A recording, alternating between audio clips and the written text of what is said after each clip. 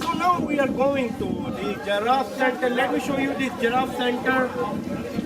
Yeah, here we are at the giraffe center. As you can see, this is the giraffe center.